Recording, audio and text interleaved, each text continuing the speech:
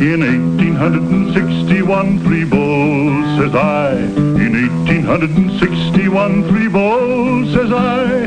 In 1861, we licked the Yankees at Bull Run.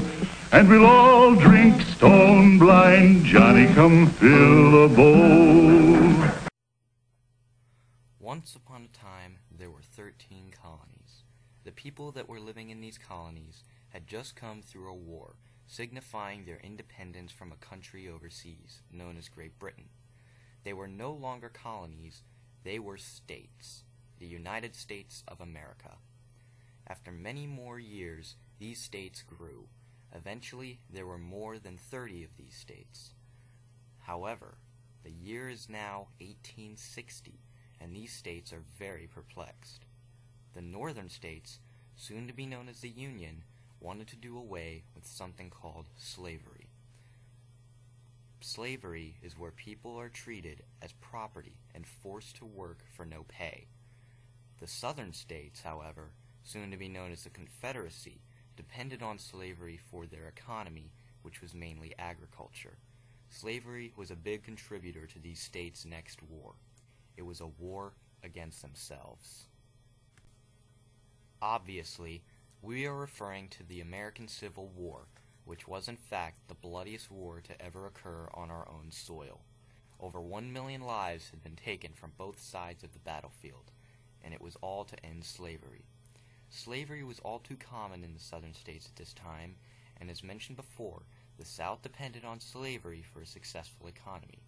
Despite this, many people in the northern states wanted slavery to be abolished. However, slavery was not the only contributor to the Civil War, as many of the southern states believed in states' rights, or the belief that states should be able to govern themselves without the federal government. The North had believed in a strong national government. It basically all came down to the election of 1860. The election of 1860, whether our new president was to become Abraham Lincoln, leading the Republican Party, or Stephen Douglas, a Democrat, had set the stage for the Civil War. It was an abolitionist president who would campaign against slavery that the South had feared the most.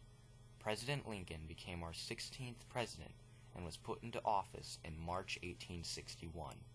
Lincoln did not receive a single vote from any of the southern states. Suddenly, South Carolina declared secession from the United States.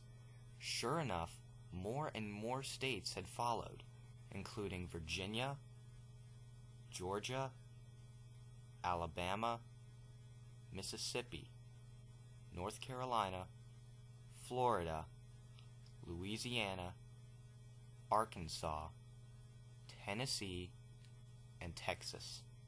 They soon became known as the Confederate States of America. The Confederacy had elected a new president known as Jefferson Davis. Ironically, no country in the world had recognized the Confederate States at the time of its creation. The spark of the Civil War was at the Battle of Fort Sumter, the first of many grueling fights between the North and South. Lincoln had refused to hand over Fort Sumter, which was located in Charleston, South Carolina. Jefferson Davis wanted the fort to be under his control, as it was in Confederate territory. Therefore, Davis sent an army led by P.G.T. Beauregard to attack the fort on April 12, 1861. The bombardment lasted until the next day, where Union forces surrendered. No intentional casualties were made, but a Union soldier was shot and killed, and a Confederate soldier died by misfired cannon. This attack was not to go unanswered. The next couple years were terrible. Hundreds of thousands perished in the battles scattered across the states, but nothing compared to the battles of Gettysburg, Antietam, and Chickamauga when it came to the death tolls. Antietam was the bloodiest single-day battle of the American Civil War. It took place September 17, 1862, near Sharpsburg, Maryland. Robert E. Lee commanded the Confederate soldiers, and George B. McClellan commanded the Union soldiers. The Battle of Antietam earned a total of more than 20,000 deaths in a single day, 12,000 Union soldiers and 10,000 Confederate soldiers. There was no winner to this fight.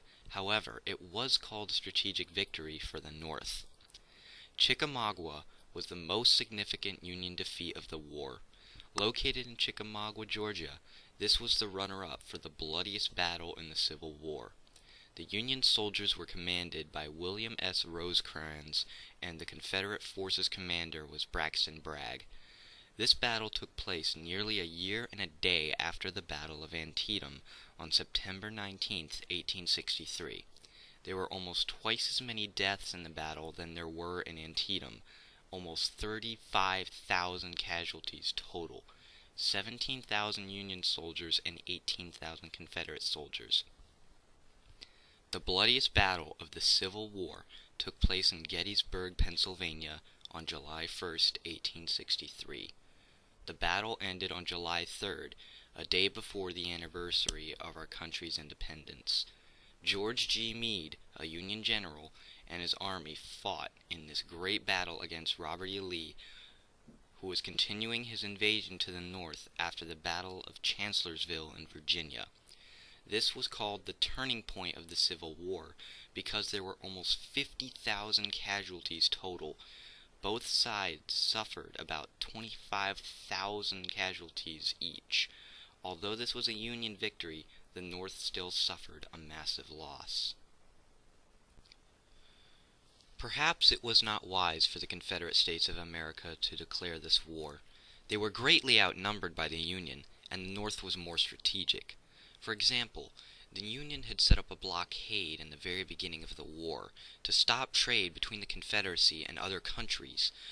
However, the South continued to hope for trade as they produced massive amounts of cotton for other countries, hoping that these other countries would help them in their fights. Probably the final blow to the Confederacy was the infamous March to the Sea led by General William T. Sherman. Sherman had received orders from General Ulysses S. Grant, as told by President Lincoln, to do as much damage to the South as possible. William Sherman did exactly what he was told. The Union figured that the only way to end the war was to break the Confederacy by any means possible. So, Sherman fought and won a battle near Chattanooga against Lieutenant John Bell Hood of the Confederacy, and then continued through to Atlanta. Once there, Sherman and his troops burned the city, and then decided to pursue Savannah, leaving a trail of fire in their wake. They burned and destroyed crops, stole and consumed supplies. To sum it all up, they practically raised hell to Savannah. On December 20th, 1864, Sherman and his men had captured their objective. Sherman sent a telegraph to President Lincoln reporting the Union's success as a Christmas gift. Georgia, as well as the Confederacy, was very, very wounded. After the Union won the war, Georgia went into a time period known as Reconstruction. Reconstruction began during the war and continued to 1877 in an effort to solve the issues caused by reunion, specifically the legal status of the 11 breakaway states, the Confederate leadership, and the freedmen. Northern leaders during the war agreed that victory would require more than the end of fighting. It had to encompass the two war goals. Secession had to be disowned, and all forms of slavery had to be eliminated. Lincoln and the radical Republicans had disagreed with each other sharply on the criteria for these goals.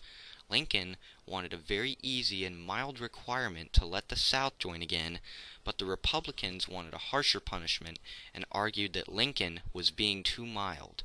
They also disagreed on the degree of federal control that the South should have, and the process by which Southern states should be reintegrated into the Union.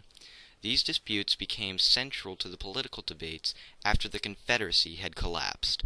Eventually, the South did integrate back into the U.S., and slavery was abolished. However, civil rights for these freedmen themselves needed more time to resolve.